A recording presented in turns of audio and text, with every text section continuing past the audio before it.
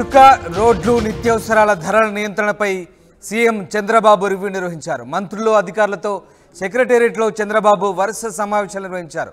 కొత్త ఇసుక పాలసీపై ముఖ్యమంత్రి సంకేతాలు ఇచ్చారు. టీడీపీ హయాంలో ఇసుక పాలసీకి జగన్ ప్రభుత్వ ఇసుక పాలసీకి తేడా వివరించారు అధికారులు. గత ప్రభుత్వ విధానంతో ఇసుక కొరత ధరల భారంతో నిర్మాణ రంగం సంక్షోభాన్ని ఎదుర్కొందన్నారు అధికారులు. అయితే ప్రైవేటు వ్యక్తులకు ఇసుక క్వారీలు అప్పగించడంతో ఇబ్బందులు వచ్చాయని అధికారులు చెప్పారు. ధరల తగ్గింపుపై ప్రత్యేక ప్రణాళికలు సిద్ధం చేయాలని అధికారులకు ఆదేశించారు ముఖ్యమంత్రి. ఉచిత ఇసుక విధానం తెస్తామని, ధరలు తగ్గిస్తామని హామీ ఇచ్చారు. పాలనలో మార్పు స్పష్టంగా కనిపించాలన్నారు చంద్రబాబు.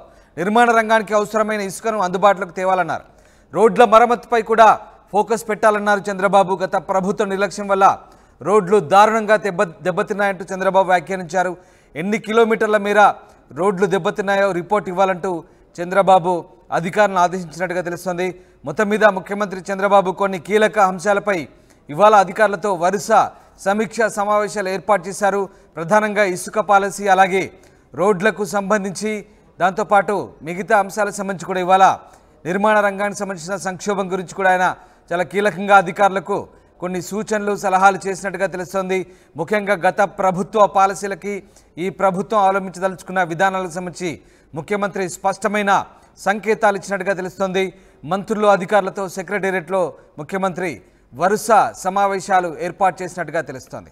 ఎస్, మా సీనియర్ కొలీగ్ కృష్ణమోహన్ జైన్ అవుతున్నారు. కృష్ణమోహన్, ముఖ్యమంత్రి చాలా కీలక అంశాలపై ఇవాళ వరుస సమావేశాలు జరిపారు. ప్రధానంగా ఇసుక, రోడ్లు, నిత్యావసర ధరల నియంత్రణ సంబంధించి ముఖ్యమంత్రి కీలక రివ్యూ ఏర్పాటు చేసినట్టుగా తెలుస్తోంది. అధికారులకు, మంత్రులతో ఎట్లాంటి సూచనలు, సలహాలు ఇచ్చారు ముఖ్యమంత్రి? ఎలాంటి కొత్త విధానాలు తీసుకొచ్చే అంశాన్ని ఆయన పరిశీలించారు?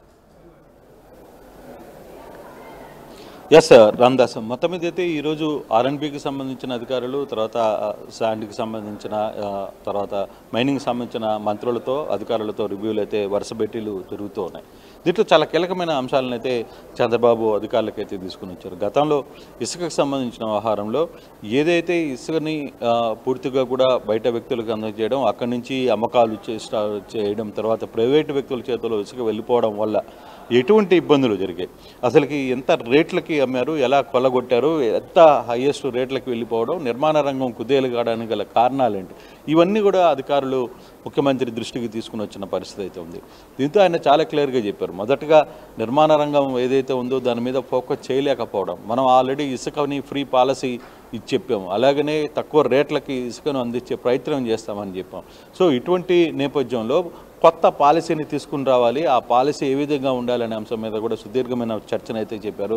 అసలు నిర్మాణ రంగం పూర్తిగా కూడా కొలాప్స్ కావడానికి గల కారణాలు ఏంటి, ఎందుకు ఉద్దేశపూర్వక వ్యవహారం జరిగింది, కొంతమంది ఎమ్మెల్యేల చేతిలో, కొంతమంది ఉద్యోగుల చేతిలోనే ఈ ఇసుకను ఎందుకు పెట్టారు, ఎక్కడ ఈ వ్యవహారం అంతా కూడా జరిగింది, ఎందుకు ఇంత పరిస్థితి రావడానికి పరిస్థితి, ఇసుకని ఏంటి ఇన్ని వేల కోట్ల రూపాయలు దోపిడీ జరగడం ఏంటి, దీని వెనకాల ఏం జరిగిందనే అంశాన్ని పూర్తిగా కూడా ఆయన క్షుణ్ణంగా పరిశీలించిన పరిస్థితి, అధికారులు కూడా చాలా దిశానిర్దేశం చేసిన పరిస్థితి. ఒకటే చెప్తున్నారు ఆయన, ఖచ్చితంగా ఏదైతే నిర్మాణ రంగం పూర్తిగా ముందు మునుపటి నిర్మాణ రంగం బయటికి రావాల్సిన పరిస్థితి ఉంది, శరవేగంగా పనులు జరగాలి, పనులు జరగడానికి ప్రయత్నం అయితే నేను చేస్తాను, మీరు ఇసుక కొరత కానీ పెడితే మాత్రం ఊరుకునే పరిస్థితే లేదు, ఖచ్చితంగా ఇసుక కొరత లేకుండా చూసుకోవాలి, ప్రజలకు కూడా ఉచిత మనం ఇసుక ఇస్తానని చెప్పాం, తర్వాత మరోవైపు ఇసుక ధరలను కూడా తగ్గిస్తామని చెప్పి మనం హామీలను నిలబెట్టుకుంటూనే నిర్మాణ రంగాన్ని పూర్తి స్థాయిలో తీసుకెళ్లాలి అనే ప్రయత్నం చేయాలి అనేది ఆయన క్లియర్గా చెప్తున్న పరిస్థితి.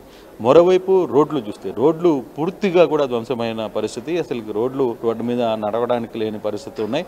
సో ఎన్ని వేల కిలోమీటర్లు పూర్తిగా దెబ్బతిన్నాయి, పాక్షికంగా దెబ్బతిన్నాయి. ఎంతవరకు ఎక్కడెక్కడ గ్రామాల్లో పరిస్థితి ఏంటి, రోడ్ల మీద పరిస్థితి ఏంటి, పట్టణాల్లో పరిస్థితి ఏంటి, వీటన్నిటినీ వ్యవహారంలో పూర్తిగా కూడా ఒక రిపోర్టు తయారు చేయండి. సాధ్యమైనంత వరకు రోడ్ల నిర్మాణం అయితే జరగాలి, పని మార్పు మొదలైంది, మార్పు కనపడాలి, వెంటనే మనం చేస్తున్న పనులకి ఆ వ్యవహారంలో ఖచ్చితంగా మార్పు అయితే కనపడాలి అనేది ఆయన ఓపెన్గా చెప్తున్న పరిస్థితి. అందులో భాగంగానే ఈ వ్యవహారాన్ని అంతా కూడా నడిపించాలనేది చంద్రబాబు అధికారులకు సూచించిన పరిస్థితి అయితే ఉంది. సో అంటే చాలా వీటికి సంబంధించిన చాలా రివ్యూలు అయితే జరుగుతున్నాయి. ఇసుకకి సంబంధించి కొత్త పాలసీ మొదటి నుంచి అనుకుంటున్నారు కాబట్టి ఆ పాలసీ కొత్త పాలసీ వచ్చే పరిస్థితి కూడా చాలా స్పష్టంగా కనపడుతుంది. దానికి సంబంధించిన కొన్ని సూచనలు కూడా అధికారులు చేసినట్టుగా మనకి సమాచారం అందుతుంది.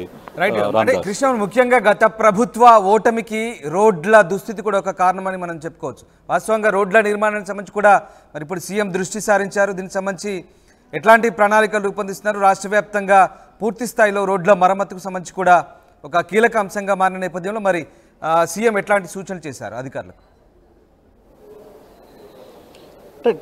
ఇప్పుడు బేసిక్గా రెండు అంశాలు కేవలం అంటే జగన్ ప్రభుత్వం ఓడిపోవడానికి గల కారణాలలో కూడా మొదటిది ఇసుక అని చెప్పచ్చు, రెండవది రోడ్లు అని చెప్పచ్చు. ఈ రెండు పరిస్థితులనే ప్రజలు పదే పదే ఎన్నిసార్లు ప్రభుత్వం దృష్టికి తీసుకుని వచ్చే ప్రయత్నం చేసినా వాళ్ళు కొంతమంది గుత్తేదారుల చేతిలోనే ఇసుకని డంప్ చేశారు. అయితే ఈ ప్రభుత్వం వచ్చిన తర్వాత కూడా కొత్త ప్రభుత్వం వచ్చిన తర్వాత కూడా చాలా ప్రాంతాల్లో కొత్తగా వచ్చిన ఎమ్మెల్యేలు గతంలో ఉంచిన ఇసుకని అమ్ముకోవడం, ఇసుకని యథేచ్ఛగా లారీలతో తరలించే ప్రయత్నం చేశారు. దాని మీద కూడా కొంత సమాచారం వచ్చింది. దాని మీద కూడా కొంత డిస్కషన్ జరిగినట్టుగా సమాచారం ఉంది. సో ఈ వ్యవహారాన్ని కట్టడి చేయాలి అని అధికారులకి చాలా సీరియస్గా చెప్పారు. గతంలో జరిగిన పొరపాటు ఏదైతే ప్రభుత్వం ఓడిపోవడానికి కారణాలలో ఒకటి కీలకమైన పాత్రగా భావించే ఇసుక మాఫియాని మాత్రం కట్టడి చేయకపోతే డెఫినెట్గా మనం ఇబ్బంది పడతాం. మీరు పోయినసారి చేసిన తప్పులు తిరిగి చేస్తే మాత్రం ఒప్పుకునే ప్రసక్తే లేదని చెప్పి చాలా క్లియర్గా చెప్పారు. ఇప్పుడే కొంత డిస్కషన్ కూడా జరిగిపోయింది. ఇసుకకు సంబంధించిన వ్యవహారంలో కొన్ని చోట్ల తరలింపులు జరుగుతున్నాయి, కొన్ని జిల్లాల్లో తదేకంగా కొన్ని నియోజకవర్గాల్లో తరలి వెళ్ళిపోయాయి. వీటన్నిటికీ సంబంధించి ఏ మేరకు వెళ్ళిందో అనేది కూడా చాలా పూర్తి స్థాయిలో నివేదికను తెప్పించుకునే ప్రయత్నం అయితే చేస్తున్నారు. దాన్ని ఇమ్మీడియట్గా కట్టడి చేయాలి. రేపు కొత్త పాలసీలోకి వెళ్తున్నాం. పాలసీలోకి వెళ్ళేటప్పటికల్లా భవన నిర్మాణాలు ప్రారంభం కాబోతున్నాయి, నిర్మాణ రంగం ముందుకు రాబోతుంది. వీటన్నిటికీ కూడా ఇసుక కొరత ఉండడానికి లేదు అనేది చాలా క్లియర్గా చంద్రబాబు సూచించిన పరిస్థితి. మరోవైపు రోడ్లకి సంబంధించిన వ్యవహారంలో కూడా రోడ్లు ఎంత మేరకు నష్టం జరిగింది దానికి సంబంధించి పూర్తి స్థాయిలో కూడా ఒక నివేదికను తయారు చేయమని చెప్పి అధికారులను ఆదేశించారు CM. Right, yes, thanks for the update Krishnamohan. ఇది మొత్తం మీద చాలా కీలక అంశాలపై ముఖ్యమంత్రి ఇవాళ వరుస సమావేశాలు నిర్వహించారు మంత్రులు, అధికారులతో. ముఖ్యంగా ఇసుక, రోడ్లు, నిత్యావసర ధరల నియంత్రణపై ముఖ్యమంత్రి సమీక్షించారు. కొత్త ఇసుక పాలసీపై కూడా ఆయన సంకేతాలు ఇచ్చారు. టీడీపీ హయాంలో ఇసుక పాలసీకి, జగన్ ప్రభుత్వ ఇసుక పాలసీకి అధికారులు తేడా వివరించారు. గత ప్రభుత్వంలో ఇసుక కొరత, ధరల భారంతో నిర్మాణ రంగం సంక్షోభం ఎదుర్కొందని అధికారులు ఆయన దృష్టికి తీసుకొచ్చారు. దీంతో ధరల తగ్గింపుపై ప్రత్యేక ప్రణాళికలు సిద్ధం చేయాలని ఆయన ఆదేశించారు. ఇక ఉచిత ఇసుక విధానం మళ్లీ తెచ్చే ఆలోచనలో ప్రభుత్వం ఉన్నట్టుగా తెలుస్తోంది. మరోవైపు పాలనలో మార్పు స్పష్టంగా కనిపించాలన్నారు చంద్రబాబు. ఇక రోడ్ల మరమ్మతుపై కూడా సీరియస్గా ఫోకస్ పెట్టాలన్నారు. గత ప్రభుత్వ నిర్లక్ష్యం వల్ల దారుణంగా దెబ్బతిన్న రోడ్ల మరమ్మతుకు ప్రణాళికలు రూపొందించాలన్నారు. ఎన్ని కిలోమీటర్ల మేర దెబ్బతిన్నాయో రిపోర్ట్ ఇవ్వాలంటూ ఆయన అధికారులను ఆదేశించారు. అటు నిత్యావసరాల ధరల నియంత్రణ సంబంధించి కూడా ముఖ్యమంత్రి అధికారులకు కీలక ఆదేశాలు జారీ చేసినట్టుగా తెలుస్తోంది.